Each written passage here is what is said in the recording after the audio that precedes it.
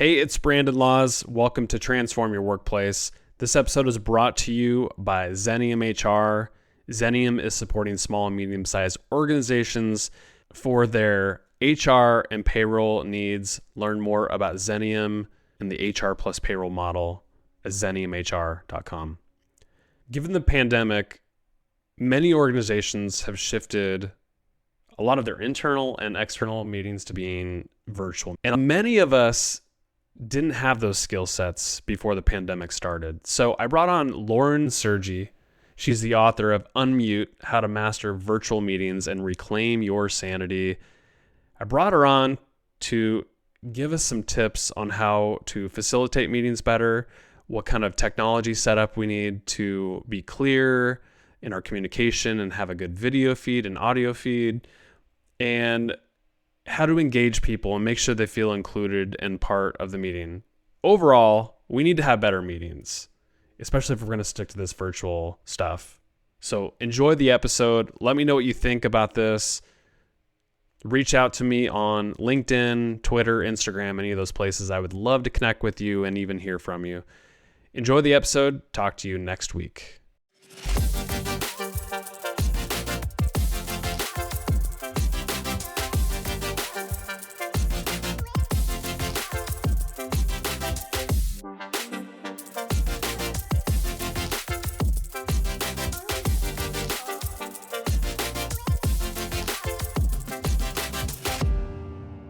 Lauren, it's a pleasure to have you on Transform Your Workplace. Thanks for coming on.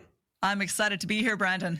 I'm excited to talk about your book, Unmute, How to Master Virtual Meetings and Reclaim Your Sanity. I mean, this is more relevant than ever, right? It really is. For a lot of people, we're doing video calls all day. And for a lot of us, we weren't properly trained on how to do them appropriately. So we're going to dive into all that. And I'm really excited to talk to you. It's just something, we have to dive into it.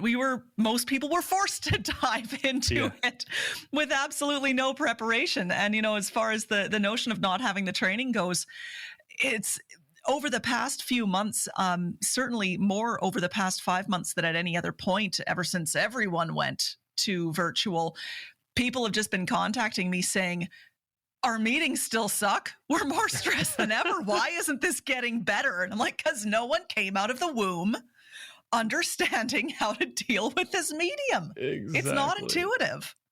I was talking to a colleague this morning on a one-on-one call, and I'd mentioned that I was interviewing you in the topic, and she's like, oh my gosh, this is so relevant. People need this. And for listeners out there right now, I mean, it doesn't matter what position you're in. If you're having video calls, this conversation is going to be very relevant. So grab a notepad, because there's going to be a lot of little technical things we'll talk about along the way. And it's funny, I read this book. You could read it in one sitting, by the way. I read it, I think, in a couple hours last night laying in bed, and I kept looking at my wife. I'm like, oh my gosh, I'm doing so many things wrong. And I thought I was a pretty good expert when it comes to video conferencing. So I'm excited to just have a conversation with you about this. Yeah, it's never feel embarrassed if you ever, for anyone listening, don't feel embarrassed if all of a sudden you said, I've been doing that wrong the whole time. Again, this is dealing with different communication media, especially one that is relatively new, involves a lot of thrashing for everyone, and it's rarely intuitive figuring all of this stuff out. The last time we had a seismic communication change like this was with email. Mm-hmm. Realistically. And how long ago was that? Like 90s. I vaguely remember it happening. Yeah, I was in maybe junior high or high school at the point. So Yep, about the same here. I never felt that transition. There was a ton of thrashing when email overtook everything else. I remember I have very vivid memories of my dad complaining about email because, why don't we just use the fax? And people still complain about email. So this is a very similar shift in communication technology and just expectations in terms of how we connect with one another. And the shift, for some people, they've been using it for years. I've been virtual for a very long time. But for others, the shift was very sudden, very, very sudden. So we're still thrashing with it. Yep. Well, you think like video conferencing, because it's just you, the webcam, the other people on the call, You'd think it'd be pretty straightforward and distraction free, but there's actually tons of distractions. What's going on with that? There is so much going on. Many of us think that it should have been straightforward because really we can see the other people. They can see us. So what's the big issue as long as the tech is working? The issue is that that's not how our brains work in terms of communication. Communication is really contextual. So whenever we're speaking with someone, whenever we're interacting with someone, we're picking up environmental cues from all around us. And all of that floods into our brains and affects how we hear them, how we interpret what they're saying. So if you look at in person, it's pretty straightforward. You're sitting across from the person. You can make eye contact. You can read their body language. The room that you're sitting in provides some of the context and that information in terms of what to expect from the conversation, what the tone is going to be, what they're wearing provides some of that context in terms of how you're supposed to relate to one of them. As soon as you stick yourself in front of a camera, all of that goes out the window. Now we're looking at people's environments, which are different from ours. We're looking into different rooms, which throws our brains off a little. The eye contact doesn't work in quite the same way. And we know that we're supposed to look at the camera, but our minds want to look at the faces. So we have to make the decision to look away from our screen and up at the camera. We have to consciously bring our gestures up into where the camera can see it. Little micro pauses between whoever it is who's speaking because of technology lags. All of this stuff plucks and pulls at our attention and really throws it off. So you often hear people saying, like, when they're on camera, when they're on a web conference, they feel like they're quote unquote on and on all the time, like they have to perform. Well, yeah, because you kind of do have to perform. Totally. It's a different communication environment. Yeah. Well, given that video conferencing is visual versus just a regular phone call being audio only, you think that we would pick up on like nonverbal cues. Is this the case, or is there something else bigger at play here?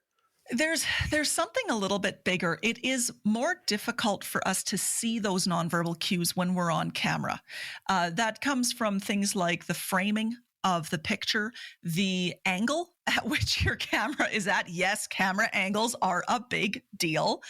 But it also comes down to video quality as well. We can't see nearly as much nuance as we could if we were sitting in a room with them. So that can make a really big difference. What I've found people need to do when they're on camera is very slightly amplify what their expressions are, what their tone of voice is doing, so that it's just that much easier for the people on the other side of the screen to pick up on what they're saying. The great thing, the bad thing, I don't know, it's good and bad all lumped together. The difference with video and with audio only, like on a phone call, is that when it's audio only, you can focus completely on the person's voice. When it's video layered on top of that, now you're layering in additional input, additional meaning. So that needs to become really, really clear. And that can affect our ability to focus a little bit. Are video conferencing skills, except they are skills, I think, are they a nice to have skill? I mean, we're not going to be doing this forever, right? Yes. Yes, we Brandon, yes, we are. For anyone who's listening, being like, I just have to get through to the end of the pandemic, whenever that might be. Right. I think that's how a lot of people are thinking, though. But I'm with you. I don't think that's going to be the case. I think we're going to be using this skill for a long time, for forever, really. For a long time. This is permanent. We might not be connecting as frequently via video conferencing once we're able to do in person more often. But the benefits of having this as part of our communication toolkit far outweigh the disadvantages. It's, you hear so many people, I'm glad that I don't have to commute anymore. It's so nice to not have to drive from meeting to meeting to meeting. You're saving an enormous amount of time. There is the reduction in long haul travel for many people. So there is significant environmental effects of this when you don't need to be flying across the country for a 1-hour meeting. All of that is really good stuff. And being able to lay eyeballs, yes, in a somewhat strained and and cognitively heavy environment, as I like to say that video conferences are, being able to lay eyeballs on someone and have that face-to-face interaction at a distance really does improve your reach in terms of your business. You now have a global reach and your ability to build relationships with clients or with remote team members. So there's enormous advantages to it. Again, not that we're going to be 100% relying on it in the future, but you don't want it to go away. And even if you don't like it at all yourself, it's mainstream now. That's a big thing to remember. It is part of people's expectations that this is a communication option for them to use. So you want to keep up on these skills. Yeah, I agree. Well, in your book, you wrote that when someone handles a virtual meeting really well, people take notice. So what do those meeting facilitators do that others who don't have the skills really don't do well? They are very good at keeping control of the conversation, keeping people focused and on track, and making everyone feel like they're part of it. And part of that is the performance skills. So very good online facilitators will do things like make, quote unquote, you can't see my air quotes, so I have to keep saying that, direct eye contact. They're very, very good at that, in which their eyeballs are locked onto their camera aperture. That has a very real effect in terms of how the people who are participating respond to you, because they'll say, Brandon's looking right at me. Even though in the smart part of their brain, they know that that's not the case. You're looking at a camera or you're looking at everyone. The more reactive, the more instinctive part of our brain says they're looking at me. So that creates a much more intimate connection and can actually help people keep their attention on the screen instead of, wandering off to their email, let's say. Yeah. It really does help that.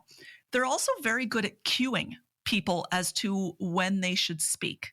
So they don't leave it up to everyone on the call to guess as to when you want someone else to fill in the blank. They'll move the conversation along by saying, okay, well, we recently had a really good meeting with the client about the sale that we're putting through, but I know that there has been some issues with procurement. Natalie, you were working on procurement the other day. Do you have anything to say about that? Has any information changed? So they speak directly to the person that they want to talk. Now, if Natalie is also really good at this, she might do something like respond to them, say, yes, this is what I've learned, or say, I don't have anything new, but I know that Adam was on a call with their lead the other day. Adam, did anyone else come from that call? So she will then cue someone else on the meeting to speak. So you have this more deliberate passing of the baton from person to person. And that relieves a lot of those long, awkward pauses, which will happen. Sometimes you need to open up the floor to everyone, and then we all blink at each other like a bunch of fish until someone finally speaks up. But good facilitators are really good at kind of managing the conversation that way.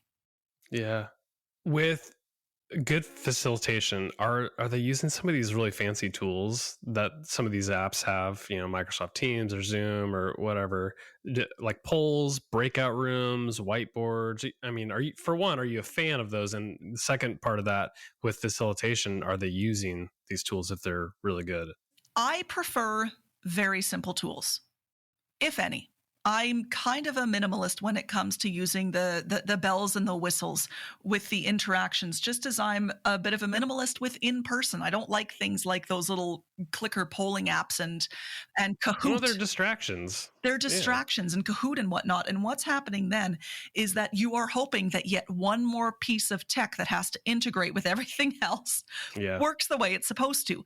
That being said, they can be used extremely well. And the ones that I find most useful are, depending on what the engagement is like, breakout rooms can be great, but you better give people at a minimum 5 to 10 minutes to be in that breakout room for them to do anything functional.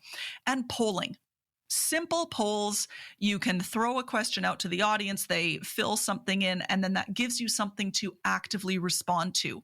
Whiteboards are okay, but my skills in them are so limited I like the sketch in your book. There was this little sketch of the drawing, and I'm like, yeah, that's better than what I would do. That's for sure. That took me like 10 minutes to do. It's sad.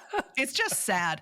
I know some people who are brilliant with the whiteboard, but unless you're very Well, they probably have like the stylus or like the what's the app or the little device called that it's spendy. Oh yeah, but it's like a little tablet that sits on your desk and you can draw on it. And you can draw straight on it. That sort of stuff. If you are tricked out that way, power to you. That's awesome. I'm actually a little bit jealous. I'm looking into getting one of those myself. But for the most part, I don't care for them. I just find them too cumbersome to use. And when a tool is tricky to use, you throw yourself and everyone else off by having to fiddle with it. 100%. I had this example 2 weeks ago. We have these big all team meetings once a month with our team. We have about 90 employees, and I think about 65, 70 people jump on usually.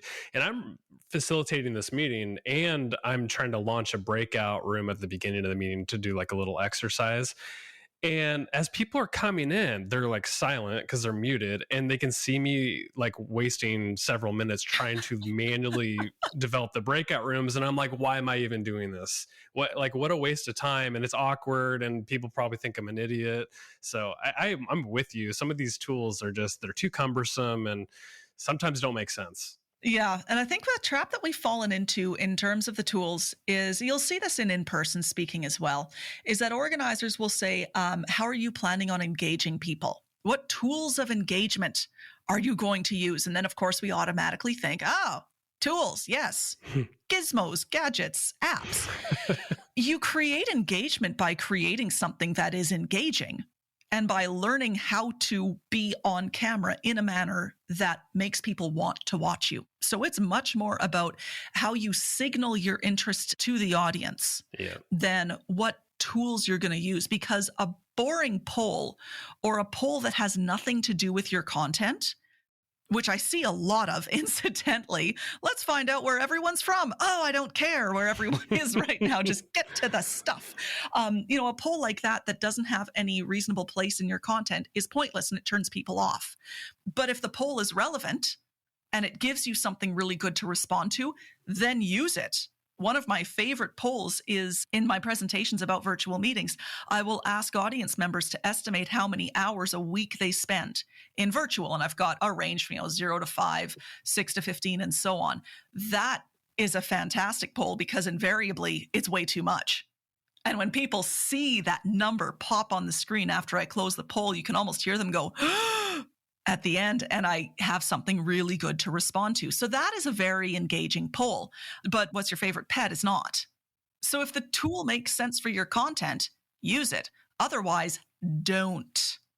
You said earlier that a good meeting facilitator, they'll engage people and they'll make them part of the conversation. But I've been in meetings where people are talking over each other. There's no dead air where you could jump in. So if somebody wants to jump into the conversation and they're really finding it hard to do so, what's the best way to indicate that they want to talk? Is it using some of these little hand raise emoji things? Is it typing in the chat that, hey, I want to speak? Or do you dive in? Like, what's the best way to do this? It probably depends on the size of the meeting too. Yeah, it definitely depends on the size of the meeting. If it is a smaller meeting, so basically if you can see all of the different people on the screen, then I find that physically raising your hand works best, because that's the easiest thing to see.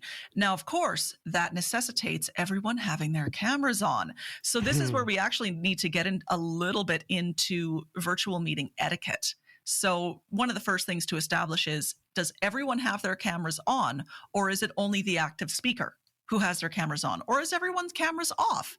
If everyone's cameras are off because it's a big group and you need to preserve bandwidth, then you need to indicate how you want them to ask questions. Maybe it's the hand emoji. That's not my favorite because frankly, I never see it. I can just my eyeballs don't find it on screen. Well, and sometimes I think I'm like, has that always been up? Or like, cause you didn't catch it when it first came up. So you see the hand raise emoji and you're sort of like, was that for something else earlier? Or at least that's what goes through my head. So sometimes I just ignore it. Totally. Getting them to type into chat I find works quite well because it pops up and things move on the screen, which is going to catch your eye. Our eyes are attracted to movement. So there's a timestamp too, so that helps. Yeah, and there's the timestamps. That is very, very helpful. Another way to deal with this, and again, this comes down to the amount of control that the facilitator has over the meeting, is to, if you've got a really chatty group, etiquette is that everyone is set to mute. And again, this is for the group with people who won't shut up. The etiquette is that everyone is set to mute unless they have something specific to say. They can unmute themselves unless they are known to be particularly unruly. And if you know that you've got a problem group, then you make time, you make deliberate plans in your meeting as to when you're going to open the mics up, when you're going to allow people to speak, and you have to be ready to moderate that conversation. So if John won't shut his trap, at some point you're going to have to cut in and say, John, I'm sorry, I'm going to have to put you on mute for a minute so we can allow other people to respond. And you tell them. This is uncomfortable to do if you're not used to doing it. So if you're in the position where you have to wrangle a pretty unruly group, to a degree, you have to say, okay, I'm going to be putting on the shushing librarian hat. And that's just my role. That's my role right now. It really helps, again, if you have a dedicated facilitator that everyone knows that that's their role. It makes it a lot easier. Now they have permission to mute and unmute people and cut in and say, okay, Nancy, you go first. All right. Thank you. John, you're next. All right. Thank you. And really come in with a strong sense of control. Part of this, again, is the environment in which we're communicating. Usually during a meeting, people talk over one another in in-person meetings as well. But what we can see in in-person meetings are body cues like people shifting around in their seat, kind of shuffling up and down, opening their mouths, taking a deep breath, and we can see everyone around the table doing that. That is usually how we would cue off of one another. But in the absence of that, the facilitator of the meeting, whoever's in charge, they need to pay attention and they need to open up the floor to people to give them that opportunity to speak. I'm glad you brought up the in-person aspect of it. This is not in your book, and that you probably could do an update to your book at some point, because a lot of people are making plans for hybrid. And what that means is you might have some people left behind. So you have let's say partially people are in an office meeting, but then there's like 2, 3, 4 people logging in virtually. And I just don't know how you facilitate a meeting when you probably have a bunch of people in person talking over each other and obviously seeing each other, seeing the body language, and then the people virtually might be left behind. I don't know if you have a comment on that. It's not in your book, and I don't know if you put a lot of thought into that aspect, but I'm curious what you think. Yeah, that's such a good question to ask because it is tricky. Now, I've worked with this with my own clients separately who do have hybrid situations going on, and when I was still back in my library days, actually, I often worked with remote teams. And this was something that we regularly dealt with. Whenever you're dealing with a hybrid situation, there is going to be that element of the people who are in the other room or by themselves. That element of separation really can't be ignored. And what I find very useful, again, is to plan out the interaction so that you specifically invite the people who aren't in that room to speak up when they need to. You have to invite them to speak. Otherwise, people who are in the room will take over. And often the ones who are in the room together aren't doing it deliberately. It's just that their brain is in in-person mode. What really helps here, though, is if you have the in-person facilitator being assisted by a moderator. And this is also helpful for big online-only meetings. So you have the person who's driving the meeting, running the agenda, cueing the conversation, but then you have their helper whose entire job it is to watch that chat box, to look for the hands being raised, to pay attention to the people on screen, and then to flag the person driving the meeting whenever someone on screen needs some time. Someone who's remote. Okay, we've got a question coming from Montana. Okay, we've got a question coming from Quebec, whatever it is. But they have permission to interrupt the meeting leader to say, okay, this person has a question. We're going to the online people now. It's a huge juggling act. Let's put this conversation into context, because we're saying like we need to develop video conferencing skills. It's important.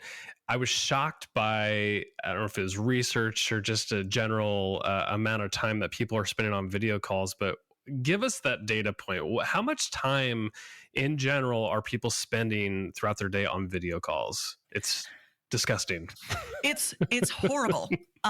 It really does depend on the industry, I've found, and it definitely depends on the level of responsibility. So people who are in high external client contact industries, sales, anything that's client facing, right now they're on video calls usually 15 hours plus a week because so many of their client calls are on video. Now, in the past, most of that would have been on phone. So them being remote, that's not terribly unusual. But we have to remember, video calls are cognitively heavier than phone calls, so it's tiring.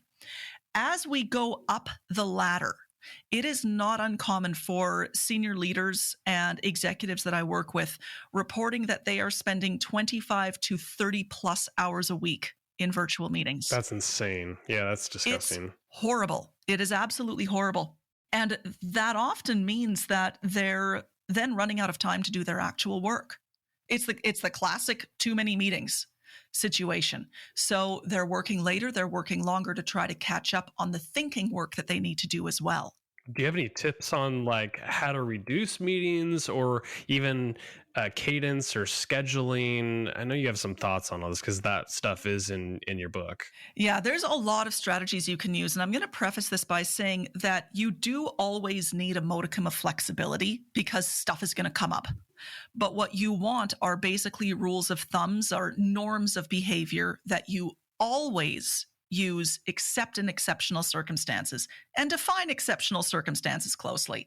So as far as reining that sort of stuff in, my main mantra is that not everything has to be a meeting and not every meeting has to be virtual. So as much as possible, ask yourself, is this a meeting item? Why are we meeting in the first place? Why am I calling this meeting? Why am I being invited to this meeting? Is this something that could be a phone call or an email? And that's going to take some judgment on your part. If the answer is simply yes, then cool, make it a phone call or an email and save yourself some brain space. If the answer is no, this is a meeting, then start asking yourself, do I need to be involved? Who actually needs to be in on this? A trap that we've fallen into is calling meetings for the purpose of checking in on one another.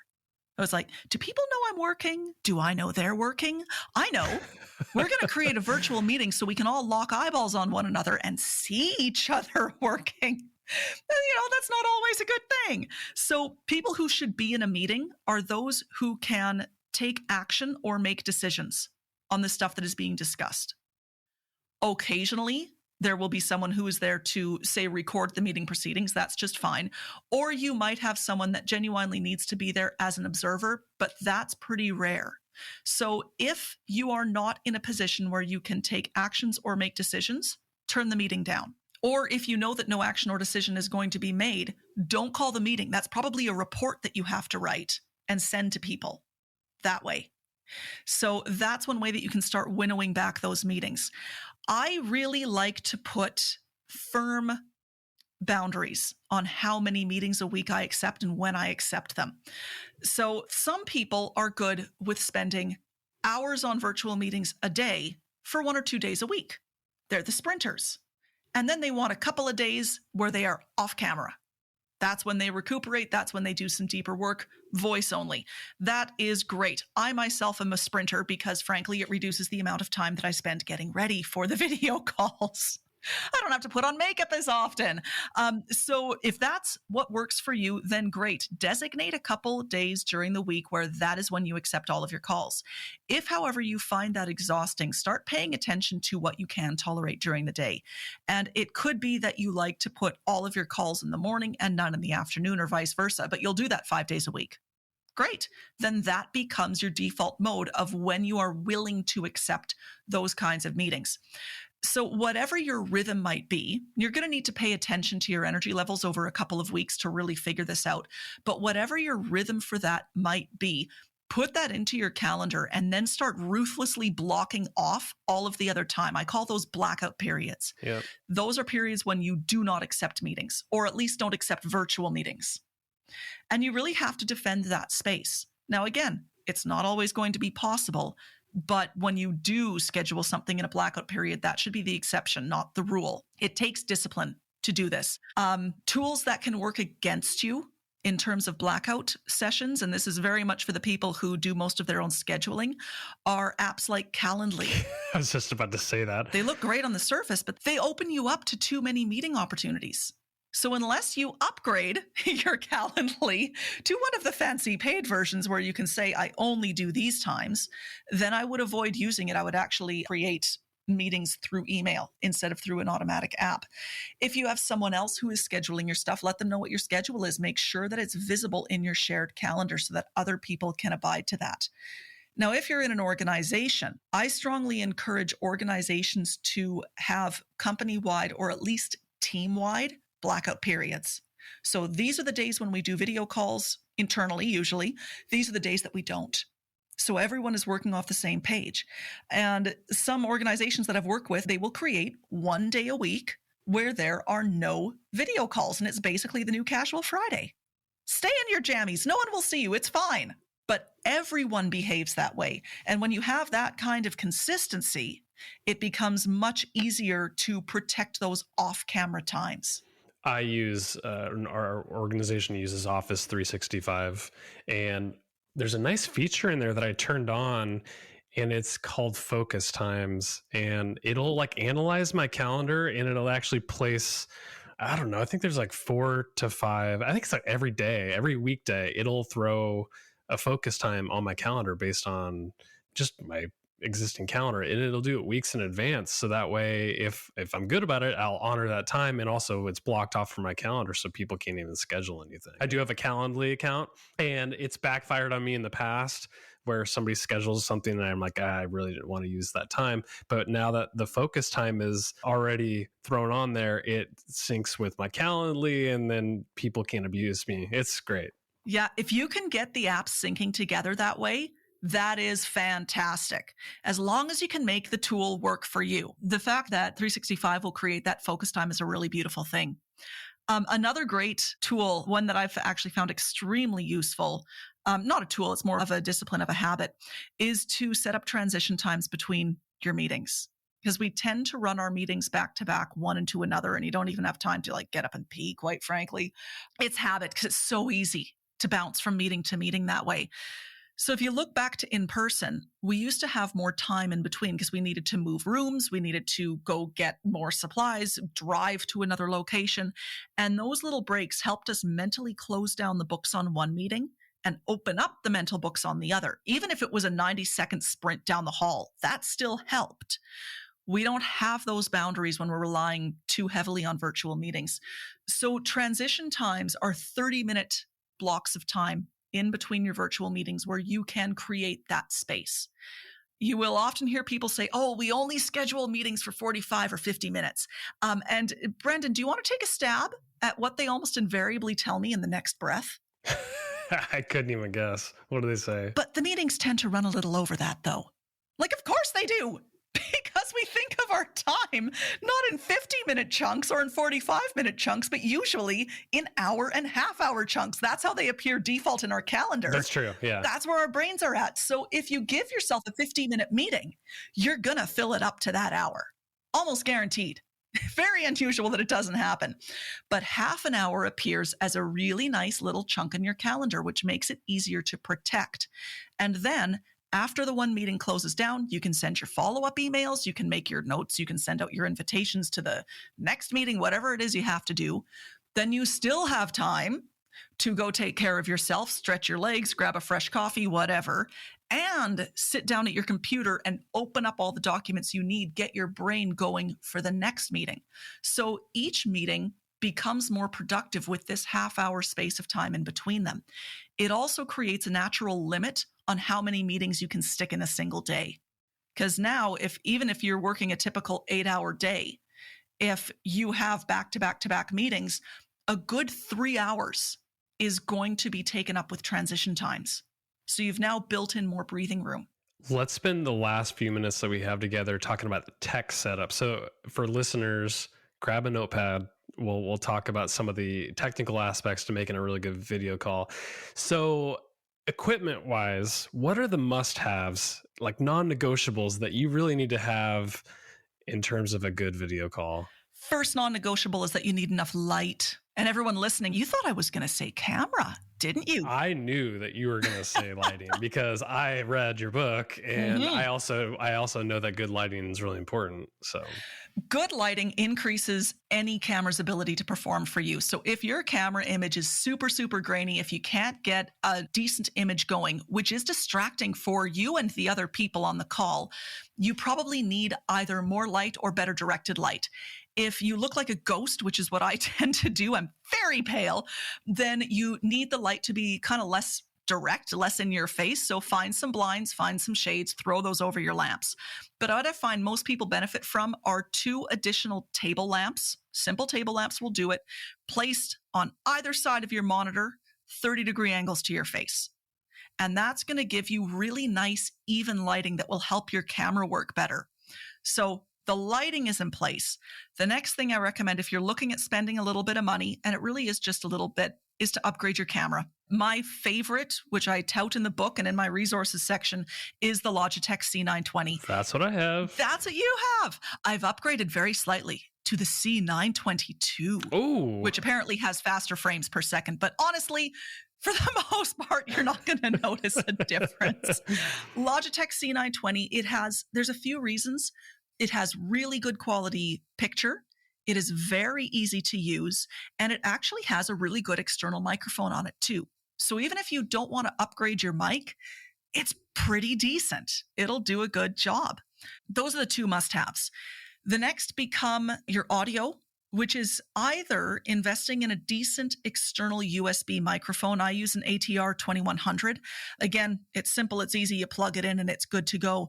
But realistically, for most people in a business context, the headphones that came with your cell, with your mobile phone, the headset that came with that is what's going to work beautifully for you. They have good microphones that are calibrated to pick up your voice from one direction, so they help to cut back on background noise.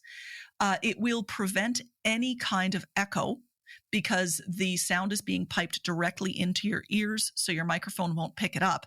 And the other reason why I always recommend these earbud headsets is because even though those giant noise-canceling headphones with the mic that swivels out in front of your face are super comfy and very effective, they make you look like an airline pilot. And it just looks weird. I love the picture that you have in your book. And I'm like, damn, I have one of those. I don't use it very often. I use my podcasting mic for most meetings now, which it probably looks stupid in front of me, but it's best quality.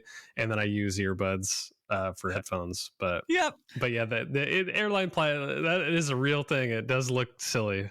It looks really silly. And the reason why I mention the aesthetics of it is because it becomes, again, one of those distractions.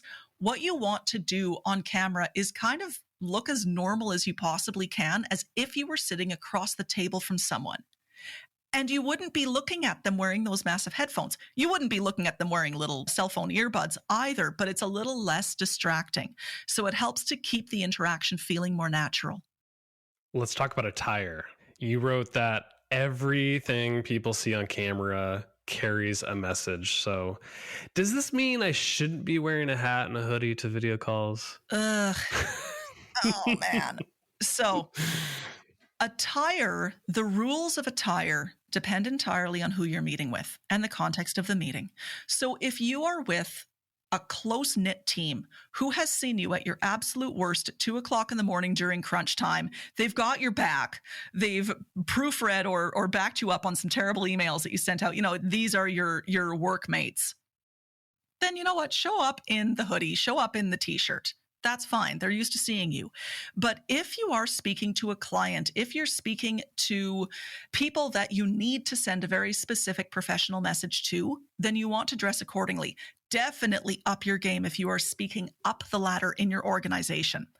I don't like ball caps because they block your face and they encourage hunching over. So it kind of messes up your body language and your facial visibility. That's why I say those are pretty much always a no-go.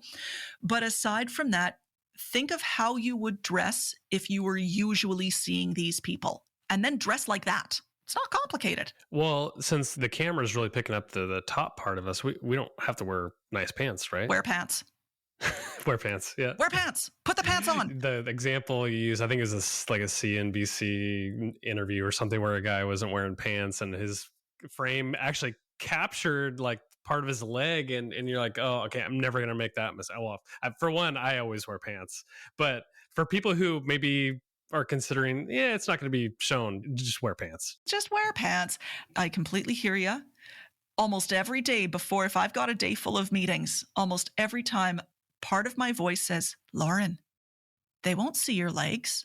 Just stay in your buffalo check jammies. Those are your favorites. They're comfortable. But here's why I say not to do it. There is a chance that you're going to need to stand up. Yep. Maybe a child, as in my case, has intruded in your room because the little rotters are home from school and don't understand the idea of mommy can't be interrupted right now. Maybe your dog is barking. Maybe an appliance is beeping, or you need to grab something from the printer. You are going to think to yourself when you're making your sartorial decisions, that's okay, I'll remember. But you won't. Nope. In that moment, you're going to stand up, and then everyone will see your flannel jammy backside. And it's a humanizing moment, but it's probably not the moment that you want when you're on a very respectable call with your senior leaders or that important external client. So as long as the pants look good on camera, which often means most yoga pants, actually, for men and women. As long as the pants look okay on camera, you can wear them. But please wear something that looks okay on camera, because you never know. Virtual backgrounds, use them or scrap them? Scrap. Why? Ooh, I have feelings about virtual backgrounds. Tell me. Oh, I will tell you. I will tell the world. The reason why virtual backgrounds are no good is twofold. First up, they are a brutal distraction. Very few platforms are able to keep up the necessary not to chop off parts of your body whenever you move. It's true. So you get all of this clipping and all of this blurring around your outline, which looks really strange. The other technical issue with that is that even if you've got something, nice and professional, like a really swanky office building behind you, the lighting is usually different. So you have one kind of lighting in your virtual background and another kind of lighting on your face, which will immediately, to everyone on call, make them think, that looks weird. And now they're paying attention to it, which you don't want. You want to make it easy for them to pay attention to. The other non-technical reason for this is that usually we can tell when it's not your actual background. And the question pops up, where are you and why won't you show us? It's like there's this fantastic moment years ago in The Simpsons where Mayor Quimby is trying to hide the fact that he is on vacation in Barbados. And it's all well and good until a guy with a kettle drum comes walking across his fake office screen and the ruse is broken. That's actually a thing. There was a big scandal over Christmas up here in Canada where several of our elected officials were trying to hide the fact that they were on illicit tropical vacations during lockdown and no travel times. I heard about that. Using virtual backgrounds. And what it does is it erodes trust. There's an enormous aspect of authenticity. Are you where you say you are? Are you representing what you say you represent when it comes to being on camera? So whatever's behind you, make it real. And going with virtual backgrounds actually means you miss an opportunity to brand yourself. So you can make your background, even if it's just a couple of square feet against a wall behind your head, you could put up a picture that kind of reflects your personality. Are you a very serious minimalist type person and you want to reflect that? Okay, put up that kind of artwork. Are you a more huggy type and you want clients to feel very comfortable around you? Stick a plant or a textile behind you. That will actually give a little bit of a sense of who you are right behind your face. If you want to just put forward this straightforward corporate image, depending on your resources, maybe you steal one of your office's trade show banners and have that behind you, or you order one that you can hang behind you. I've got several clients that have those, and it looks so good. But you really don't want to create that unnecessary distraction of the virtual background. It's not worth it. I can't help but to laugh at all this because what I've done. So I recently moved into a new home and I'm kind of in a temporary office setup that's kind of a disaster, and building a new home office in my basement. But what I did was last time I was in my actual work office, and I have a private office. and I took my really nice DSLR camera and I took a picture of the background, which is what normally people would see in my private office. And I used that as a background. And I've actually fooled people with that. Nice. They think I'm actually in the office, but now what you're saying is disingenuous. So I might rethink my strategy a little bit here. You got it. Like, again, is it disingenuous? I would argue no, that is no more disingenuous than using a vinyl banner with your company's logo on it. It is representing your actual space, your actual personality, and everything else. So that's okay. The problem there would be if you were able to fool them. So if you can sit still enough, basically, that you don't get the clipping, and if the camera quality is good enough that it becomes almost imperceptible. Yeah. Okay. And it does work pretty well because I use the Logitech C90 and the lighting's pretty good in here. And I've got a couple of good colleagues of mine who also do a ton of virtual work, and they have finessed their virtual background game to the point where it's imperceptible. But they did things like invest in green screens. Like, the big thing was that they got their lighting perfect. And then when they're on camera, they move around very, very little. So they've got some seriously good virtual background game, and it works for them.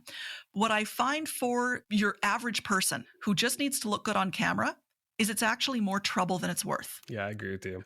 I got one more thing for you and then I'll let you go because I've kept you a long time. The eye contact is the hardest thing. And I'm speaking for myself here, but I know other people struggle with it. So I have 3 monitors. And oftentimes I know you're laughing because you're like, oh, you're the guy that's like got his head turned half the time, which is true. Like if I have a document or I'm looking at a calendar, I'm writing notes or something, I'm turning my head a lot.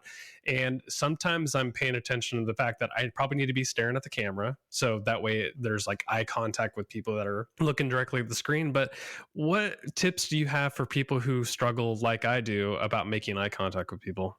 Mm-hmm. You know, it's okay to have multiple screens in front of you. It really is. I almost always have 2 in front of me at any point in time because on one screen, there's going to be the meeting where everybody is.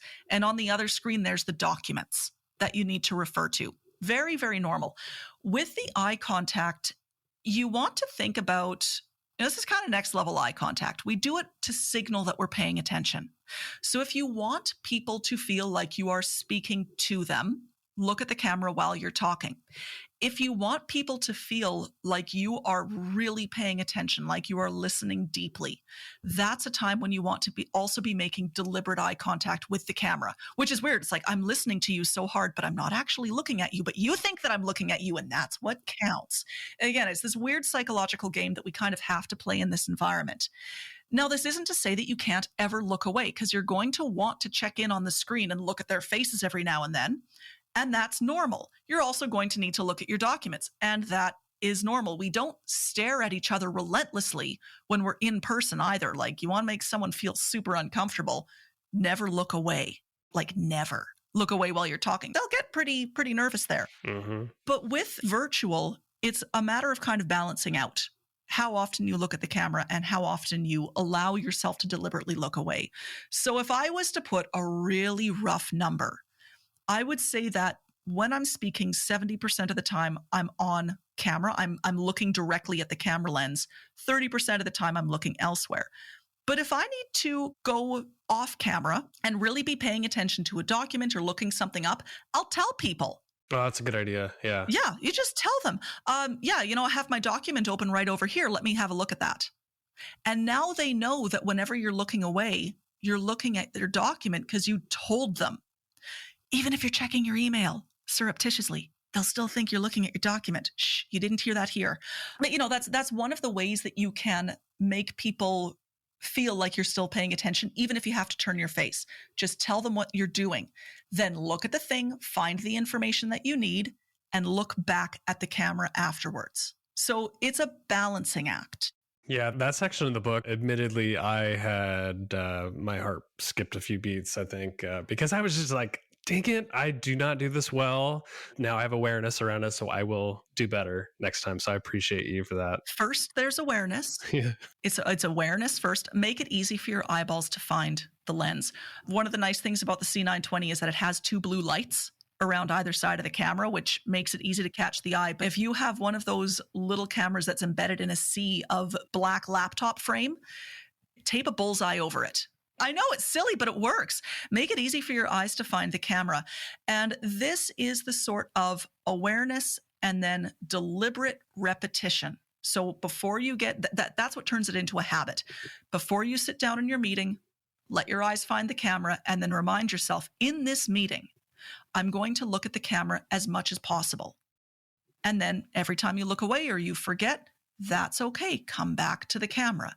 It's slow, gradual repetition that kind of makes it muscle memory. And I promise you, over time, it will become totally natural. I'm staring at the camera right now, even though we don't have our cameras turned on. It's weird. Right. I know. That's good. It's good that you've embedded it as a habit. So Yep. Great job. Well, Lauren, this has been such a fun discussion. I've enjoyed having you on. Thanks for letting me keep you so long too. Where can people learn more about you, your book, Unmute? Anything that you want to point people to would be great. Absolutely. Easiest way to find the book is to go to unmutebook.com. It'll take you straight to the book website, which is on my own website. But my website is laurensergy.com. And I've got of course, I've got links to the book there. I've also got lots of additional resources, videos. I regularly post communication videos on YouTube, so you can find me there too. And of course, if you ever want to reach out to me directly, it's lauren@laurensergy.com. Lauren, it's been a pleasure. Thank you so much. It's been a pleasure, Brandon. Thank you.